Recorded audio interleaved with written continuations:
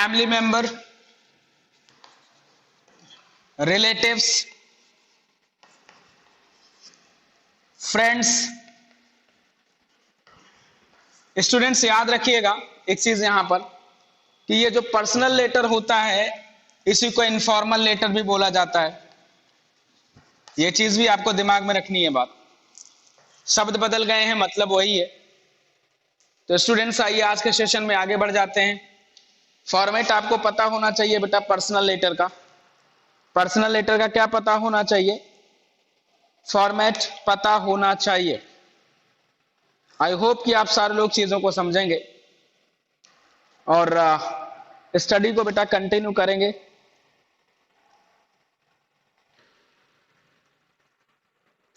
Chapter 3 पे आ जाएंगे students. Grammar में जो हमारा चैप्टर है 2 तक खत्म हो गया। पर्सनल लेटर, कंपोजिशन, ये सारी चीजें हो गई हैं। इनके फॉर्मेट को आप जानते हैं। पर्सनल लेटर फॉर्मेट क्या होता है स्टूडेंट्स, मैं एक बार फिर बता देता हूं। सबसे ऊपर आप पर्सनल लेटर जब आप लिखते हैं, पर्सनल लेटर जब आप लिखते हैं स्टूडेंट्स, सबसे ऊपर यहां पे एड्रेस होना चाहिए। लेफ्ट राइट में सबसे ऊपर क्या होगा? यहां एड्रेस होता है।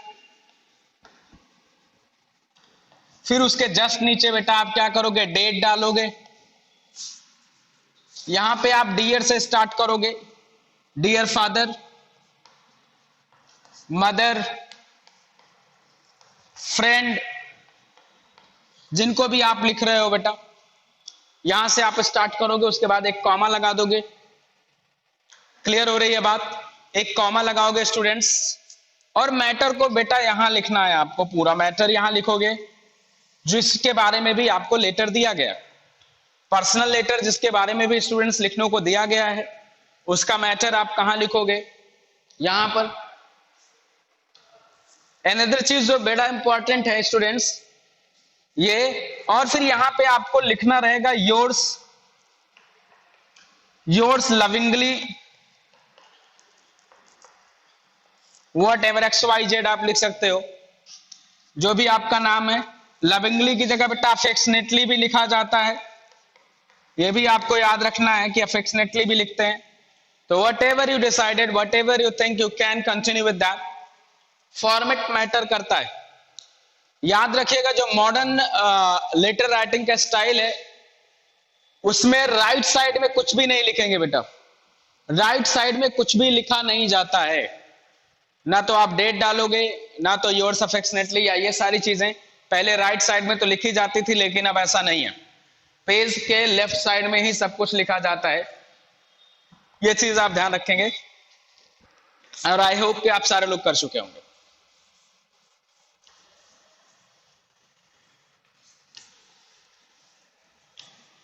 स्टूडेंट्स कल मैंने एक लेटर दिया था होमवर्क में कि आप करके लाइएगा, दिखाइएगा, लेकिन बहुत सारे स्टूडेंट्स ने करके नहीं दिखाया बेटा। मैं बार बार वार्निंग कर रहा हूं, आपको व्हाट्सएप ग्रुप से बाहर कर दूंगा, ऑनलाइन क्लास में ज्वाइन नहीं होने दूंगा अगर आप काम नहीं करेंगे तो। काम करना, हाँ बेटा तुमने किया है, लेकिन बहुत सारे स्टूडेंट्स ऐसे हैं जो ने, हाँ I am telling you now, मैंने कहा मैक्सिमम स्टूडेंट्स ऐसे हैं जिन्होंने नहीं किया। तो ऐसा नहीं चलेगा बेटा। आइए चैप्टर 3 की बात करेंगे बेटा। ग्रामर में किसकी बात करेंगे? चैप्टर 3। और चैप्टर 3 है बेटा सब्जेक्ट वर्ब एग्रीमेंट। चैप्टर 3 क्या है ग्रामर में? Subject verb agreement, right. तुम्हारे बुक में देखो सब्जेक्ट वर्ब एग्रीमेंट होता है। स्टूडेंट्स एक चीज बताना चाहूंगा कि सब्जेक्ट वर्ब एग्रीमेंट होता क्या है। सब्जेक्ट वर्ब एग्रीमेंट का मतलब होता है verb according subject. Subject verb agreement का मतलब होता है वर्ब अकॉर्डिंग सब्जेक्ट। यहां पे वर्ब का मतलब हो गया बेटा हेल्पिंग वर्ब। वर्ब का मतलब क्या हो गया? Helping verb. हेल्पिंग वर्ब क्या, जो हमने टेंस में आपको पढ़ाया है, do, does, is, am, are, has, have, ठीक है ना, has, have, was, were, did, had, will, shall, ये जो है बेटा ये वो हेल्पिंग वर्ब्स हैं। वर्ब के अकॉर्डिंग सब्जेक्ट का आना या सब्जेक्ट के अकॉर्डिंग वर्ब का आना, सब्जेक्ट के अकॉर्डिंग हेल्पिंग वर्ब का आना वर्ब एग्रीमेंट कहा जाता है। Student, that is known as what, verb agreement. Verb according subject मतलब अगर आई आया है तो आई के साथ एम आना चाहिए, आई के साथ आर नहीं आना चाहिए। आई के साथ वर नहीं आएगा, आई के साथ वॉज आएगा। डज, ही, सी, इट के साथ आता है। कहने का मतलब हमने जो टेंस में पढ़ा है, सब्जेक्ट के अकॉर्डिंग वर्ब का आना बेटा वर्ब एग्रीमेंट कहा जाता है, सब्जेक्ट वर्ब एग्रीमेंट कहा जाता है। बात क्लियर हो रही है? 2 चैप्टर तक हम लोगों ने कर लिया बेटा। तो जस्ट मूव अहेड, आइए थोड़ी बातें और जानते हैं सब्जेक्ट वर्ब एग्रीमेंट के बारे में। इंपॉर्टेंट है कि सब्जेक्ट वर्ब एग्रीमेंट होता क्या है।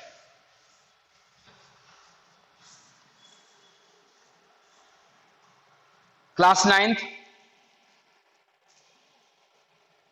सब्जेक्ट वर्ब एग्रीमेंट का पहला रूल लिखेंगे बेटा, पहला रूल लिखेंगे। और पहले रूल में स्टूडेंट्स ये है कि अगर कोई भी 2 सिंगुलर सब्जेक्ट एंड से जुड़ेंगे तो उनके साथ प्लूरल हेल्पिंग वर्ब आएगी। लिखेंगे when any 2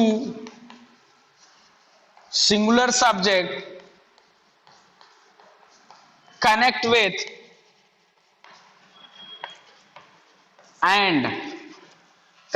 and when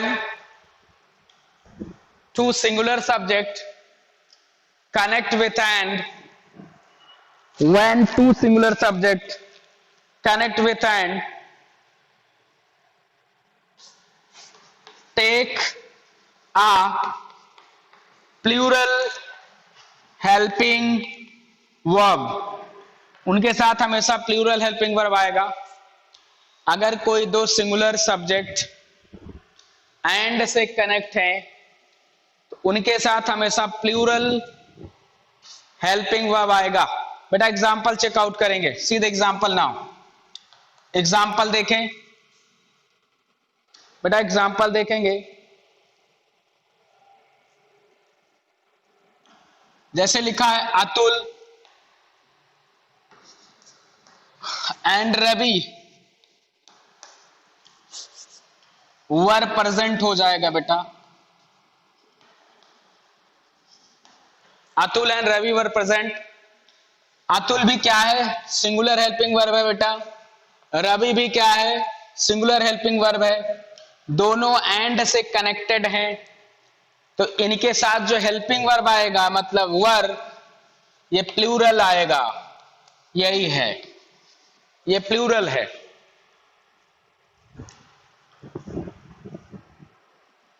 students note कर लीजिए, note it now. A very simple thing is this: when any 2 singular subject, students see now what I said now here. When any 2 singular subject is going to connect with and, then the plural verb will take place there, right? See now the example. Atul and Ravi both are the singular subjects is connected with and, therefore a plural helping verb were is here. Was singular helping verb होता है बेटा and were is a plural helping verb. एक चीज और mention करूंगा मैं यहां पे, I would mention one more thing here students. Was and were, this is plural helping verb,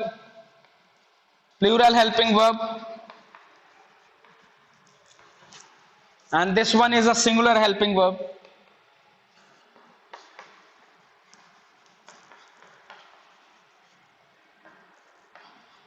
note कर लीजिए students, was is singular helping verb and were is a plural helping verb students. I hope कि आपको बातें समझ में आ रही हैं।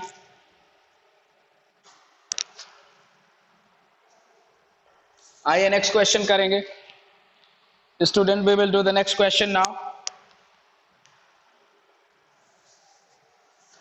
नेक्स्ट पॉइंट की बात होगी,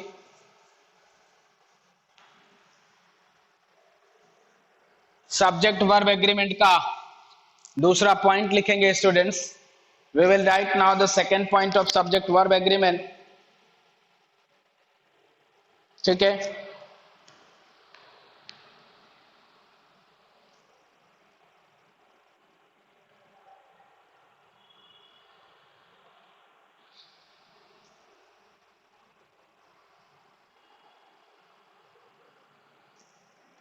अगला लिखेंगे when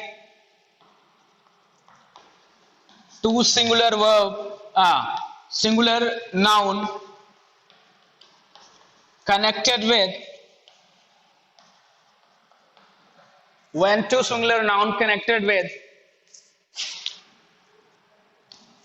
and connected with and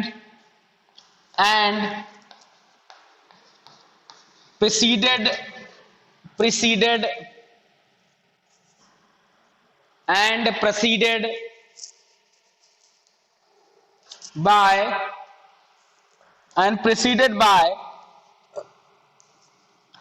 each or every and preceded by each and every, then the singular helping verb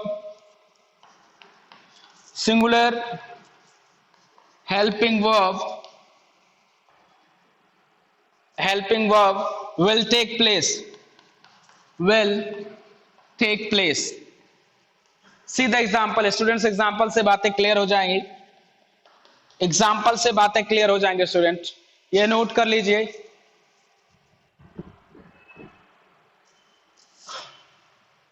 when two singular noun connected with and preceded by each or every, then the singular helping verb will take place। आपको ये याद रखना है, singular helping verb आएगा students. Board examination में omitting आएगा, गलत को हटाना रहेगा, सही को लिखना रहेगा। सब्जेक्ट वर्ब एग्रीमेंट से सवाल उठेगा, गलत को हटाना रहेगा, सही को लगाना रहेगा स्टूडेंट्स। वो ओमिटिंग होता है, तो आपको बातें क्लियर होनी चाहिए, ये सारी बातें क्या होनी चाहिए, क्लियर होनी चाहिए। आइए एग्जाम्पल देखते हैं।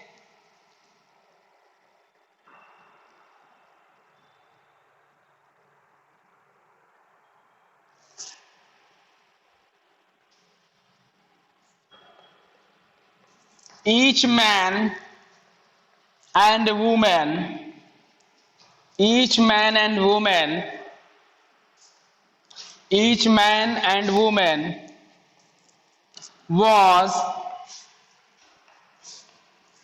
taking class। each, बेटा ये मैन और वुमेन आप देख रहे हो सिंगुलर है, मैन और वुमेन क्या है, सिंगुलर है, एंड से जुड़ा है, उनमें से कोई एक प्रेसिडेड बाय ईच है, तो जो हेल्पिंग वर्ब आएगा वो सिंगुलर आएगा। देखो यहां पे ये सिंगुलर हेल्पिंग वर्ब आएगा, याद रखना। जब तुम्हारा एग्जाम होगा तो ये यहां पे वर दे देगा, वॉज की जगह वर दे देगा, सिंगुलर हेल्पिंग वर्ब आ जाएगा स्टूडेंट्स, लिख लीजिए।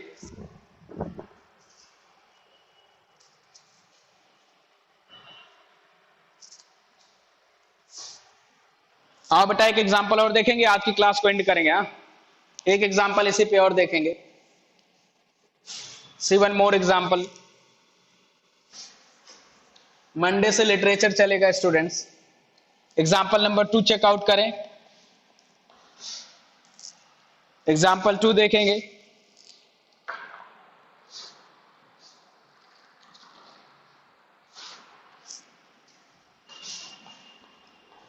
each boy and girl